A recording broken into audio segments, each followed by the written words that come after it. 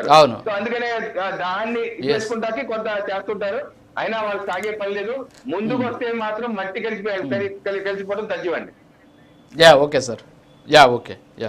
మస్తారావు గారు, ఈ అసీం మునీర్ గురించి మాట్లాడారు కాబట్టి అతని గురించి కొంచెం మాట్లాడుకుందాం. అసీం మునీర్ అనే పర్సన్ అక్కడ ఒక నియంతలాగా మారిపోయాడు పాకిస్తాన్లో. ఈరోజు అక్కడ ఉన్నటువంటి పరిస్థితులకు కారణం ఈ అసీం మునీర్ అనేటటువంటి ఆర్మీ చీఫ్ మాత్రమే అనేది అక్కడ ఉన్నటువంటి ప్రజలకు కూడా తెలుసు. ఎందుకంటే ఈ సింధు నదీ జలాలకు సంబంధించి 6 కాలువలు తవ్వి ఒక గ్రీన్ పాకిస్తాన్ తయారు చేయాలి అని చెప్పేసి సింధులో ఉన్నటువంటి ఏదైతే పంజాబ్లో ఉన్నటువంటి రైతులకు నీళ్లు లేకుండా తీసుకెళ్తే దాని మీద దాదాపు 15 రోజుల పాటు భారీ ఉద్యమమే జరిగింది అక్కడ చాలామంది. తర్వాత బలూచిస్తాన్ ఈరోజు అలా తెగబడ్డానికి కారణం కూడా ఈ అసీం మునీర్ అని చెప్పేసి కూడా అక్కడ ఉన్నటువంటి ప్రజలంతా కూడా అనుకుంటూ ఉన్నారు. అలాగే ఈరోజు భారత్ దాడులు కూడా కారణం అతనే అనేటటువంటి పరిస్థితి.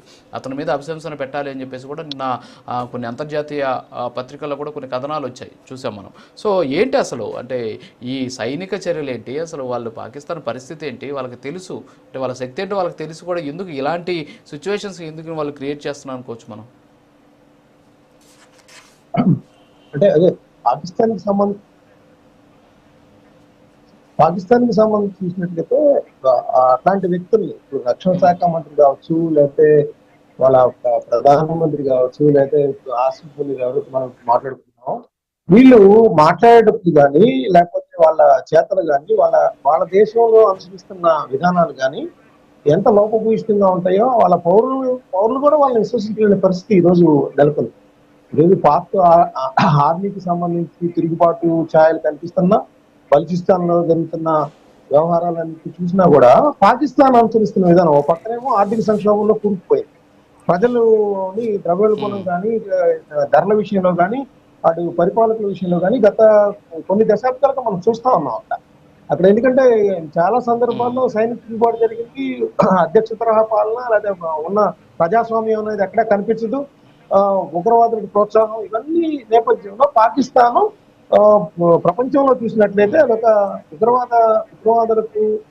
ఉగ్రవాదులు తయారు చేసే దేశంగా పరిగణించాల్సిన పరిస్థితి వచ్చింది. ప్రపంచ దేశాలన్నీ కూడా పాకిస్తాన్ అంటే గుర్తించేది ఏంటంటే అదే ఇప్పుడు భారత్ అంటే సంస్కృతి సాంప్రదాయాలు, ఒక ప్రపంచ శాంతిని కోరుకునే దేశంగా ఉంటది, అక్కడ అనేక వనరులు ఉన్నాయి అనేది ఉంటుంది. అదే పాకిస్తాన్ చూడంగానే ఉగ్రవాదం వచ్చే పరిస్థితి ఈరోజు ప్రపంచంలో ఉంది. సో అందుకనే అక్కడ ప్రజలు కానీ వాళ్ళు కానీ పరిపాలకులు కూడా విశ్వసించలేదు. అలాంటి వాళ్ళే అక్కడ పరిపాలకులుగా తయారవుతున్న పరిస్థితి అక్కడ రాజకీయ నేతలు కానీ వీళ్ళు కానీ.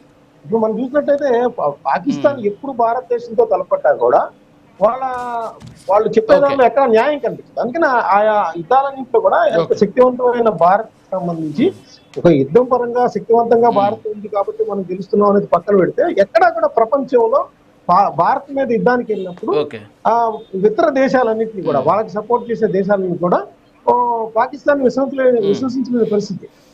ఆ యుద్ధాలు కార్గిల్ వార్ కావచ్చు, 1971 లో బంగ్లాదేశ్ విముక్తి కావచ్చు, లేదంటే మనకి గత 1965 లో జరిగిన యుద్ధంలో కావచ్చు, ఈ యుద్ధాలన్నింటినీ కూడా చూసినట్టయితే పాకిస్తాన్ అక్కడ ఏకాగ్ర దోషులు అంచుకున్న పరిస్థితి పాకిస్తాన్. అలా భారతదేశం చేయగలిగింది, వాళ్ళ అనుసరిస్తున్న విధానాలను కూడా అదే విధంగా ఉన్నాయి. ఈ రోజు ఆసిఫ్ మునీర్ ఒక పాకిస్తాన్ చీఫ్ గా ఉండి పరారయ్యారనే వార్తలు కూడా గత కొంతకాలంగా మనం వింటా ఉన్నాం. అక్కడ వాళ్ళ రక్షణ మంత్రి చేసిన వ్యాఖ్యలు కావచ్చు, అంటే భారత్ తో యుద్ధం మాతో యుద్ధానికి వస్తే కనుక ప్రపంచమే అంతమైపోయే పరిస్థితి, అంటే ఈ పాకిస్తాన్ కోసం ప్రపంచం అంతా అంతమైపోతుంది అంత హాస్యాస్పదంగా అతని వ్యాఖ్యలు ఉన్నాయని కూడా మనం చెప్పచ్చు. Okay sir. ఓకే.